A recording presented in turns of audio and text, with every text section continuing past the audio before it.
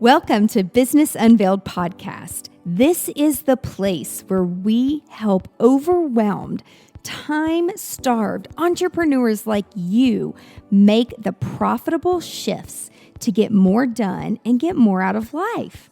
I'm your host, Angela Profit, award-winning 8-figure entrepreneur and CEO. And in every episode of Business Unveiled, I'm bringing you conversations that will give you the expertise and strategies that will scale your team and business so you can get shit done. That's GSD in our world. So get your time back and grow a business that helps you be present in your life. Let's do this, y'all. Y'all, it's Angela. I'm back for another episode of Business Unveiled, and I'm super excited about our guest today. She is so fun and vibrant. Like, if you guys could just see what I'm seeing, which we're going to put all of this down in the show notes, but there is some massive marketing confusion going on here in the world, and we were just chatting about it.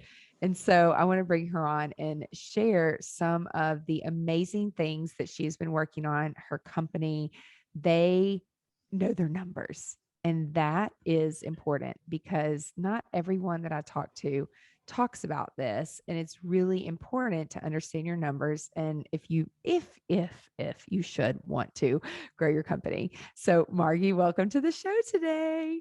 Thank you so much for having me, Angela. Yay. Before we jump in and talk about Interview Connections, which is your company that you co-own, and which I'd love to unpack like how it is, because there's people like don't have a business partner, and I'm like, there are good partnerships. Okay. It's not for everybody, but we'll talk about that later. But I would love to know, how did you fall into like, okay, I want to do marketing, I want to do podcasting, and not only do you do podcasting, your company helps book other people on podcasts, which is a thing, y'all. It is a thing where you just book other people on podcast. It's like the difference between marketing and PR. But share with us a little bit of your background.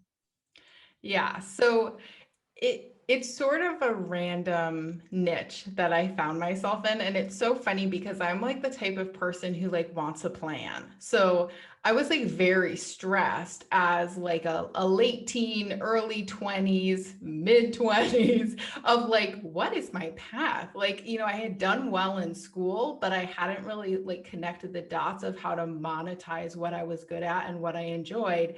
And, like older adults would just be like, you'll figure it out. Don't worry about it. And I'm like, well, that's easy for them to say, So, but they were right, because I could never have imagined what I would be doing, because it didn't even exist at the point when I was agonizing over what I was going to do with my life. So I ended up, my business partner actually founded Interview Connections in 2013. So she was a new mom, and her dad happens to be a business coach, a really good business coach, who really saw the opportunity in podcasts early. Like he was already guesting and having her book him as a guest on shows back in 2013, which was really early to be doing that.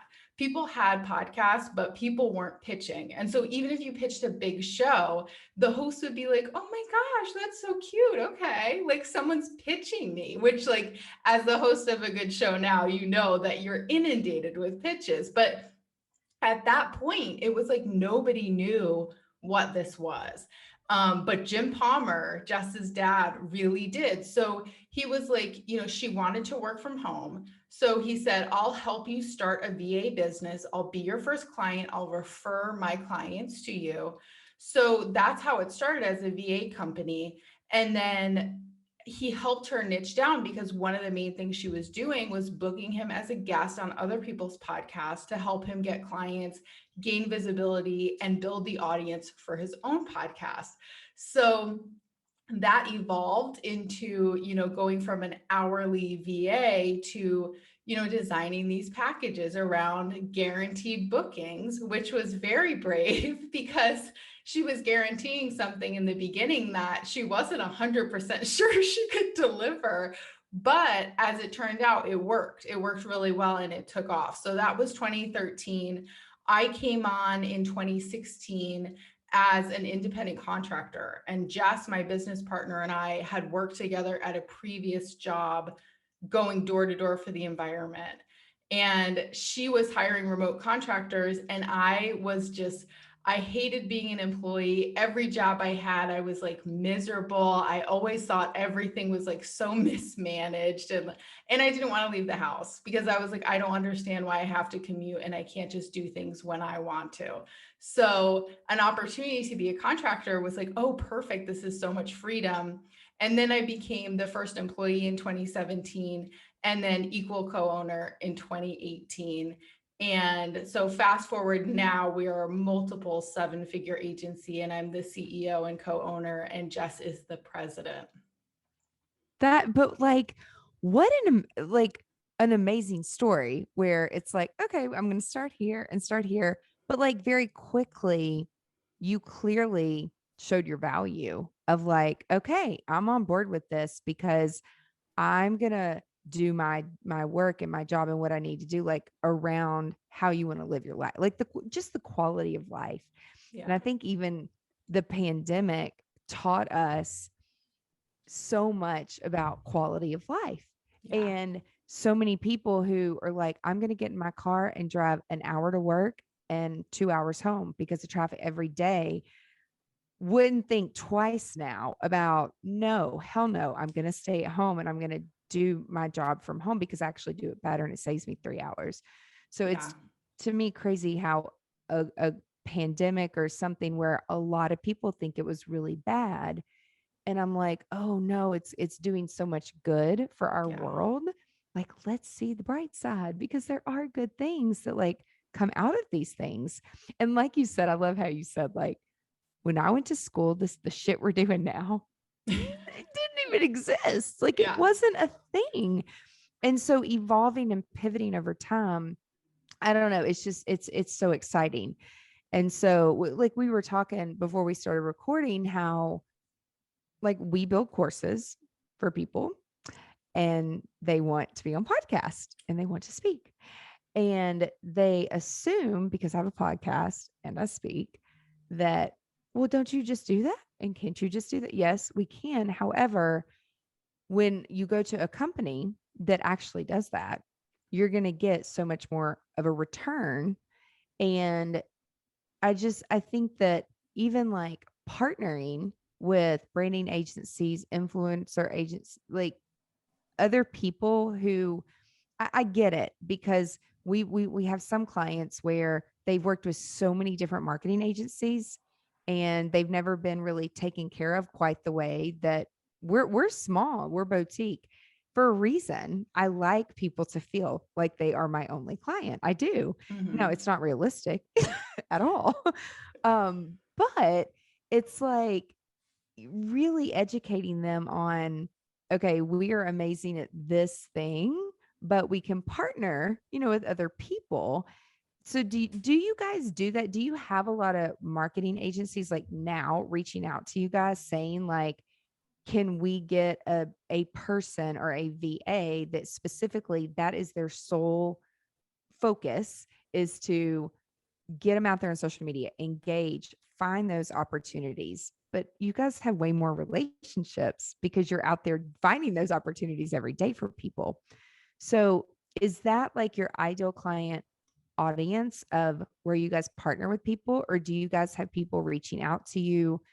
Where do you all, since it is kind of a new thing to some people, what's the best way for people to come in and say, okay, I need to be on people's podcast. Where do we start? Like, is that what they say? Basically, yeah, because Yeah. they know they need to get visibility now, especially post pandemic. And I totally agree with what you're saying. Like, I'm a believer in finding the positives in everything, even like the most tragic situations. I'm like, I'm going to figure out how to turn this into an opportunity. Yep. So, yeah, in the pandemic, one of the many silver linings was that we stopped having to explain to people why they should care about virtual speaking and networking opportunities. So that was immediately, that gap was bridged and people were just like, cool. I need to get out there. So people, they do find us. We have some referral partners, but primarily we get a ton of referrals from our current clients, which is amazing. And those are always like the best. And then we grew the business from 0 to 7 figures with no paid ads at all by leveraging the strategy that we sell and guesting on podcasts. So we get a lot of clients who hear our interviews and then they'll come find us. And now once we hit 7 figures, we started doing paid ads as well. So we run Facebook ads, we do master classes. We have a free Facebook community where we do a lot of trainings and teachings about like how to leverage the strategy, how to actually monetize it. And so we get a lot of people from that group who are like, cool, now I want you to do it for me. Yeah, because it's a lot of work. It's a lot. It's a lot of work.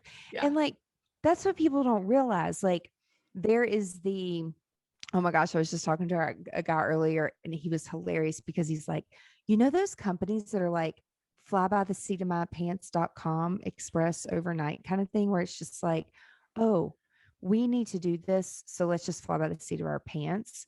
That doesn't work. Like Yeah. long term, it may get you a few things, but like if you don't have a strategy, you don't have a plan, it just the results, it doesn't work. And so when someone comes to you and says, and I'm actually curious to know if they say, I have a book, it's done, or I have a full blown course, it's done. Can how much is it to get me on all these podcasts to get me visibility? Or is it better for someone to come to you and say, hey, I'm working on this thing and my consultant or somebody told me that I needed like a 90-day launch to like do this wait list thing so I could like build it up. And can you help me get visibility and then track it so that we know where it's coming from? And then when you launch, you actually have a leads list of people that are interested. Like, what would you prefer? So I would actually my advice would actually be a third option, which is Okay. that entrepreneurs should be getting out there on at least 4 podcasts a month every month, no matter what, whether you're launching something or whether you're not, to build consistent visibility. Love it. Then you can ramp it up. So if you have something launching, then you can say, okay, I've got my 4 built into my schedule, whether it's once a week or whatever, guest appearances that I'm doing on other people's podcasts. And now I'm going to crank it up to 10 or 20 a month for this big launch. But you want to keep it consistent. The big thing with this strategy is it's a slow burn. So you really want to like set it and forget it, build it in, because you want to be consistently getting in front on other people's platforms in a really deep, meaningful way that you get from like a deep dive interview. So I would say consistent no matter what, launch or not. I love it. It's the same thing, y'all, not just with podcasting, but with social media. It's Yes. like you have to show up. Yeah. And if you show up and you're like, oh, buy something, I'm selling something now, people have no clue who you are, what you believe, what you stand for, what you do, how you can help them. Again, like you have to build that community. And I think a lot of people that, they'll look and say, oh, you've been podcasting since 2017 and you must have this ginormous, all this stuff. And I'm like, I'm all about the quality over the quantity. I'd rather have 5 people listening to me that are going to take action than 5 million people who do nothing. So making sure that it is the right person, the right fit. I want the right people like listening. So it is the right connections. Otherwise, there isn't going to be like this two-way relationship. So I think, like you said, leveraging consistency and leveraging like the podcasting interviews. And even when you're a guest on interviews, like, do you all is your primary focus is get them booked, and then after they Mhm. do the podcast interview, do you all do anything with that content, or does that go back to their marketing team and their marketing team splices it up and puts it everywhere. Yes. So first of all, I love what you're saying about you'd rather have a small engaged audience. That is the strategy in a nutshell of having your own show, but also of guesting on shows. It's about quality. So our most successful clients are people who understand, if I'm in front of 100 people, but they're highly qualified, that's better than being on a top 10 iTunes show with 1 million listeners. None of them are your ideal client, so you'll get no business from it. So it's really about fortune, not fame, when you're doing this type of consistent like niche visibility in these small engaged audiences.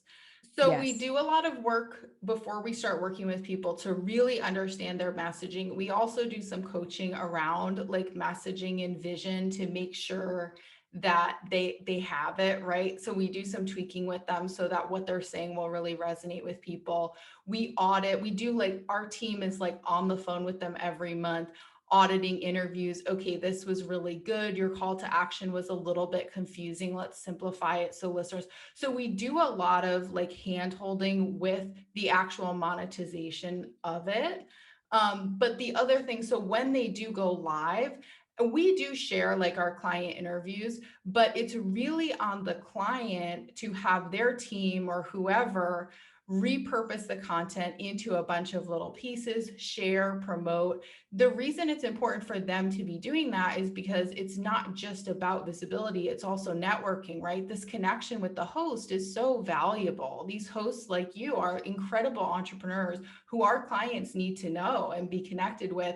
And when you're personally sharing it to your platforms, you're showing the host that it's a reciprocal relationship and you're helping to grow their show. So it's valuable for the client to share those themselves.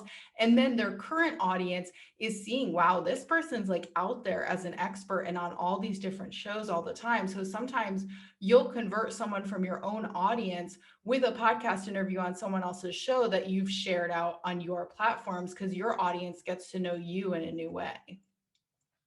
Yeah, it's been probably my most favorite way of like wash, rinse, repeat content. And like when I got on TikTok and then when Clubhouse came out, and I recently went and taught a class about them. And I was so shocked because I was probably the oldest person in the room, like Mhm. age wise, and people much younger than me who I thought like love social media, right? It's like they grew up with it. They grew up with an iPhone in their hand pretty much. Yeah. And then all these women, they were like, it's just another effing thing. And I'm like, girls, okay, let's look at all your Instagram accounts. You all have huge Instagram accounts. You're doing reels already. So even taking that video and repurposing it so that you can reach a different demographic, a new audience, you got to look at it a little bit differently. Don't think of it as like, oh, fuck, it's another thing. Like it is a way to either reach more people who you could help, or B, it is reinforcing the consistency of somebody who's on both or all three platforms, that you keep showing up on every single platform. Now, if you're brand new and you're on no platform and you're no audience, like I do think it's great to focus on one or two and really find your community if that's where you think your people are. But I know a lot of people that have been doing social media ever since it's come out. It's like, oh my God, it's another thing. And so building a strategy around podcasting, my gosh, I would say 80% of our content comes from one episode. And then Yes. how we can take it and use it. We haven't really figured out how to do it on Clubhouse yet because I don't have the Roadcaster at my home yet. So it's like, it's kind of live. And then some people are like, don't record this and do something else with it. Like they kind of look down on it a little bit. So I think that's going to change though, like from a productivity angle. But it's really important that you don't stop with just the interview. So do you guys find that your clients have way more, like they're able to leverage all of the interviews that you guys are booking them on if they follow this process all the way through, so that the result is going to be different for people who take that content and that interview and do something with it and share it versus the people who just say, okay, I showed up, I did the interview, I'm done. Yeah, you're going to have much better results when you actually share it and repurposing it. Like you really can just show up and do your thing and have a great conversation and then have somebody else on your team do all the repurposing because you already said all the stuff. So they can make the quote graphics and the blog posts and everything and get it out everywhere. And I would say to anybody who's like, oh, I can't add another thing, that I'm reading Who Not How right now and I'm loving it so much because when you get that hit that wall of I can't do another thing, then you start playing so small because it feels overwhelming to do more. And to me that's an indication that you're doing way too much yourself. You need to be like hiring people, whether it's your team, whether it's agencies, and getting stuff off your plate that you don't love doing because it can all get done and it shouldn't be getting done by you. And also the mindset, which again, I feel like as I get older, it's like, God, I wish I had this information like available to me like 20 years ago, because I was raised where like you save your money, you keep your money, cash is king. And when you're growing a business, that's really not the mindset. To at least what I've learned over the years is, if I can give people an opportunity and outsource things that where I can go, like this is stupid stuff, right? Like my mom's like, why do you Uber to a meeting when you have a car? Why do you get a blowout when you can wash your own hair? I'm like, if I'm going to be sitting in traffic, I can work for an hour in the car, or I can work for 50 minutes getting a blowout, and I can actually get a proposal out. I can be working on something with a client. And so figuring out, and that's where this is going to take me into my next question, because you and I, we love talking about numbers. Not that it was ever my thing, but once I figured out how much my time was worth and then how much we needed to actually run the business so it's profitable, and then how much I needed to pay different team members, and then that's how we figured out like how we're going to we backed out of everything. Before it's like, oh, how much is this? And it's like, well, no. Let's not talk about that first. It's like, let's talk about what you're getting. You're getting 5 experts in copywriting, content creation, keyword research, a director, you're getting professional video, you're getting audio, you're getting editing, you're getting not just one edit in horizontal and vertical, you're getting 20 different edits of 60 seconds and 30 seconds and 15 seconds and 10. It's like all these things. And so I'm like, it takes a team to do these things. And in order to run a business from a profitable angle, pay all those people and do it the right way, it costs X amount of dollars.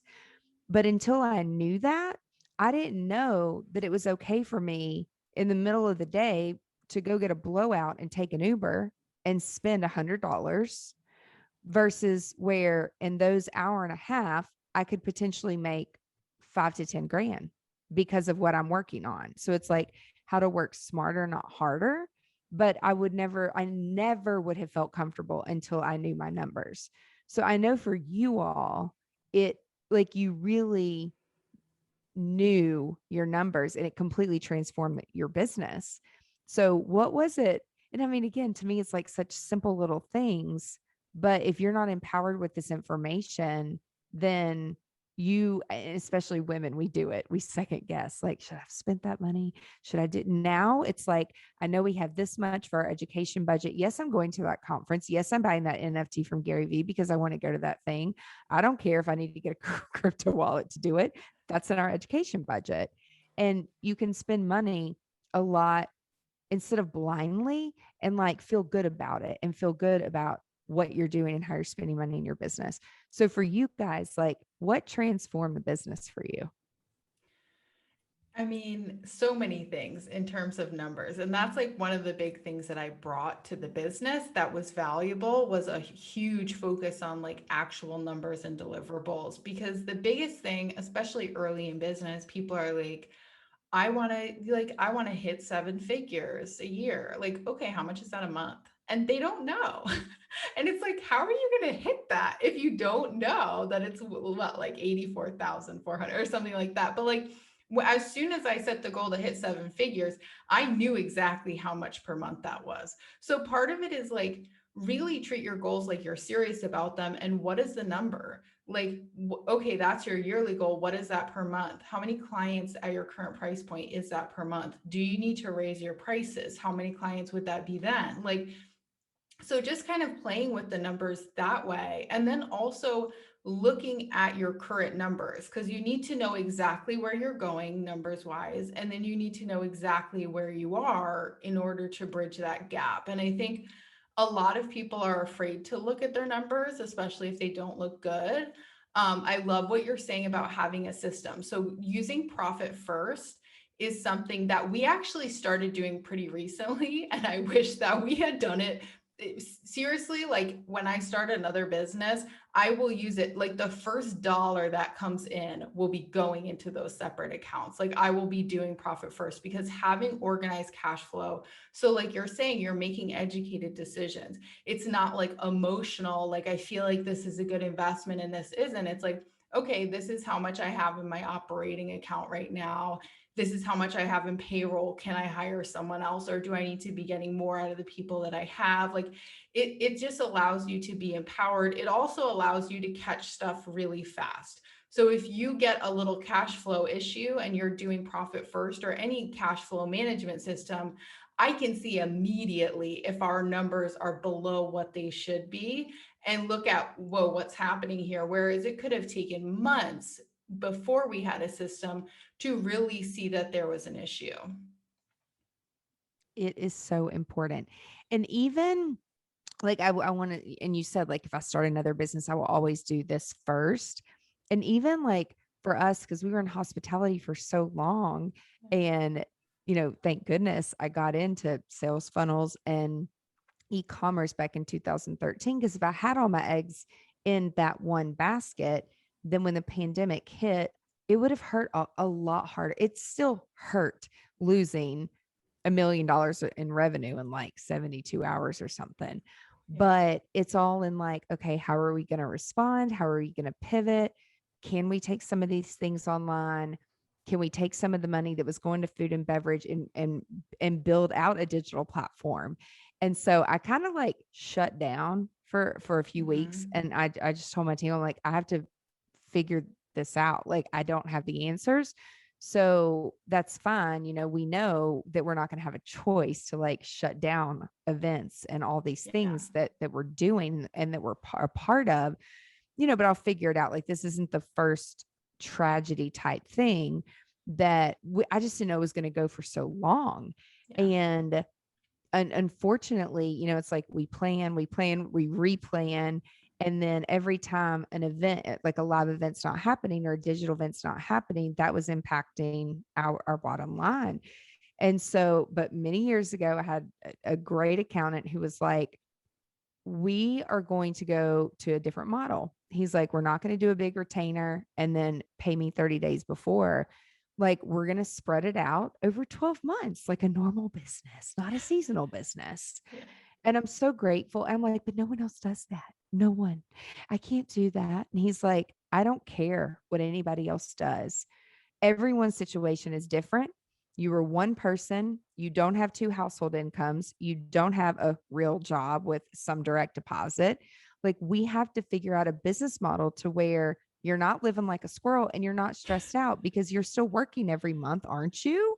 And your team is still working every month. I'm like, yes, we are. But I was fronting and floating all this cash. And I never stopped to thought about it. I probably would have died of a stroke if I really like kind of knew what was going on. So it's kind of good that I didn't know too much. But then after he explained it to me, I'm like, oh, okay. So we're going to track our time. And that makes a lot more sense. And I resisted it for so long because of what you just said. I didn't want to know. Yeah. And I will say coming into the pandemic, like we were in the red for so many months because the cash flow we had, I'm like, we need to use this to build a course and I'm going to float the money in front it, but with just the trajectory, because we've been doing it for so long, I'm like, I know on average it will bring in this with a consistent plan and a launch plan. And, it's still scary, but you got to show up with confidence. And the other thing that it did is it let people know we weren't going anywhere. Like a lot of people just, because they didn't know what to do and they didn't have the answers, they like went into a hole and they watched what everybody else was going to do. How are we going to handle this? Which is like not the right thing to do, because then people are like, well, I guess they went out of business. They haven't posted in a month. It's like, heaven forbid somebody doesn't post anything for a month. Like, I'm just like, where are our heads as business owners? And so I don't know for you guys, like for me, that was like the big turning point of, okay, I know there's going to be some months where there's a lot of money. It seems to some of our team members, there's a lot of money coming in, but there's more money going out. And that's just the part of doing business. If you're pivoting or if something like the pandemic happens, but outside of that, in the norm, what you just said is like figure out how, like break it down per month. Like there's people, my accountant broke it down by the day. Like I know by day how much it costs me every day to run the business. We assess it. We used to assess it once a year. And now, because things have shifted and changed so much with the pandemic, we have to look at things quarterly because clients are asking for more. And so we don't mind doing it. We have the team that we can do it, and we can always bring more people onto the team. But again, going back and making sure that you're profitable. Do you all have all your team members track their time? So, yes, because we use full-time W-2 employees with benefits. We have like 26 of them. Wow, that's So, awesome. yes. So because of the way that labor laws work for us, both like our state ones and federally, we almost all of them are hourly employees. They have to be doing more than 50% of their time has to be management for them to be salaried to qualify. So our managers are salaried. So they don't track their time, but they do work a set number of hours because they have to be working when the people they're managing are working. Um, but yes, everybody's tracking their time. And I'm constantly tracking payroll. And so every month I go back and I get my reconciled QuickBooks numbers and I look at, how much money came in cash, how much money came in accrual, how high was payroll, how high was non-payroll operating expenses. Now I have these formulas that give me the percentage of sales that was payroll, so I can see how that per unit number is adjusting. So yes, we didn't always track it that closely, but like as time's gone on, I've just like added more and more columns to my thing. But yes, it's really important for us to know like how much does it cost. And actually we have a great accountant too who helped me a lot with that too. He was like, you need to figure this out. Like what percentage of every sale that comes in do you need to take off the top that goes to just the labor to deliver that service? And that was a sobering thing, but that really was a turning point. Yeah. If you don't know and you're operating, I just think back, I'm like, I kept hearing, it's like, what is in the red? Like, what exactly is that? And like at the time, it's like, I just didn't care to ask. And I'm like, there's money in the bank. Like, and now I'm like, okay, internally in my head, I'm like, we're in the red. How can we get out? What do we need to do?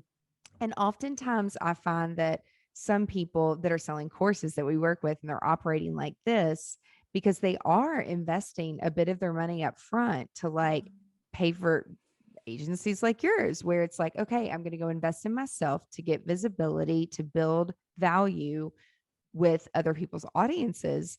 And they build it up and they stress themselves out so much, but it's like a long-term thing. It's not like you're going to just build something and everybody's going to come and you're going to wake up and make all this money. Like it's a continuous journey that you're signing up for. So I'm like, I don't know what conference you went to, and I don't know who told you that, but they left out a big part of their story on like how they actually got there.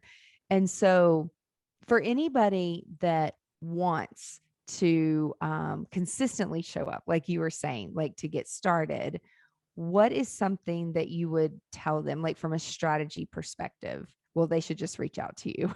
But like before they even come to you, are there a few things that they can think about and sit on and say, okay, I'm ready to start this journey, that people can ask themselves?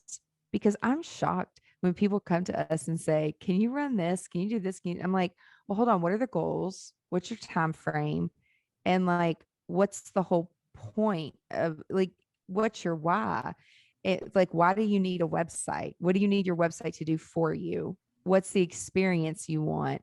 And I think because people are in such a hurry to just get it done and cross it off their list, like, okay, I started a business, I got my business license, I hired an accountant, now I need a website. It's like, let's really take a step back and think through it. And I used to be that person who ran a million miles a minute. But again, the results are going to be different when you've learned to take a step back. So before someone reaches out to you, what is something that you could tell them from a strategic perspective to think about? I mean, I love what you said about really getting clear on your goals and you're tapping back into your why. Because it is visibility is amazing and it grows your business and it totally transforms you as a person. The way you start to think and talk and like how you present yourself, how you lead your team, and how you just have conversations with people day to day grows from getting out there and doing these appearances. It's so powerful to be willing to be seen and to be heard and to be a leader like that. So I think tapping back into that why, but it's also it's unsatisfying in the way that like you can't, I'm a list maker too, and you never check the visibility box. It's an all the time thing. So it needs to be built in, you need that consistency. So I would say just like tap into your why and really, do you care about this enough? I'm reading multiple books at the same time, and I really like the Simon Sinek's Infinite Game, because if you're looking to check boxes, you're playing a finite game, and business is not that. Like, this is a long game. Like, we're trying to get in business and stay in business. It's not just about like getting those dollars in, it's like sustaining that as well. So I would look at the game you're playing. Are you looking at your business as checking things off and I'm going to win? Because there is no winning because the game never ends. So I think once you look at it from that perspective, then you're going to start making those mature decisions about cash flow, about building in that consistent visibility, about those longer, slow burn strategies that are really where your future money is. Yeah, it doesn't all happen overnight. No, I love the saying that like every overnight success is years in the making. Like that is so true. And it's funny when you hit that point where people start noticing that you're doing well, but they didn't notice you were like sweating it out for like 10 years before that. Yeah, and I love how the media frames it. Like when the ocean spray guy was like going down the road and just, a wife beater and some jeans on his skateboard, drinking his cranberry juice. And he like got a car and a home and like new teeth. Just the way the media frames it. And then you have people like us where it's like, well, we're going to tell you the real story. So it's like that, yeah, it seems like an overnight success, but that person has been posting consistent content for years, and you never know. But the thing is, if you don't start somewhere, and if you're not consistent, you're never going to get the opportunity to become an overnight success if you don't just start somewhere. So when people are, the excuses of, but I don't like the way I sound, or I don't like, I'm like, you got to get over yourself. Like, it's not about you. And once you start to reframe it, so it's about helping people and helping the audience. Like, I don't like the way, I don't like to listen to my voice either. I don't like the way I look every day either. But it's not about that. And shifting your energy and your focus to other people and how you can help them is just so much more impactful. At least that's been my experience. Yes, that's that whole tapping back into your why. Like that idea of like who are you to hold this gift back from the people who need it? Like you know that you are having an impact on people's lives and on their businesses. So focusing on that, like really it's your duty to get out there and share this so that the people who need you can find you, because you can have a perfect website, but if you're not visible and no one knows who you are, you don't have a business. There's a group that we do some collaborations with, and they teach a great webinar about how there was a swimmer, like they talk about Michael Phelps. It's like, I don't know who anybody is, and I know who Michael Phelps is. I Yeah. don't watch TV. Like I live under a rock in my little hole, and I don't come out very much because I'm that focused. But I'm like, yes, I know who that is. And then they put up a girl who won like equally, like in the Olympics to Michael Phelps. But there's a difference between, it's like, it's not cool to be the best kept secret. And what Michael Phelps publicist, PR team, all the team members, what they were doing to get him out there, exposing him, exposing his story. I love his story and his coach's story and his parents' story, saying like he focused on one thing, just one thing, swimming. And when you focus on one thing, you can soar. And it's like if business owners just took that approach of saying we do that one thing and stop being everything to everybody, then the results would be so different. But it's so hard because as people with emotions, we just want to say yes to everything, but it's actually better not to do that in the long run.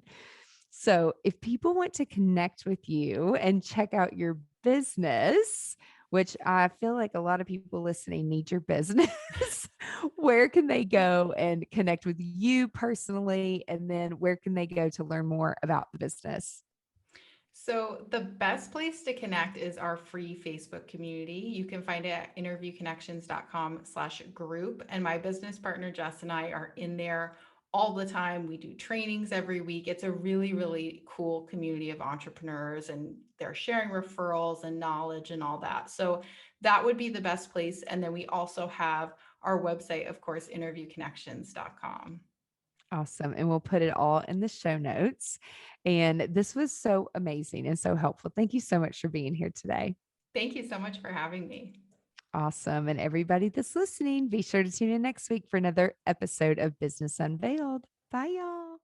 That's it for this week's episode of Business Unveiled. Now that you have all the tools that you need to conquer the world and GSD, get shit done, would you share this with your friends and fellow business leaders?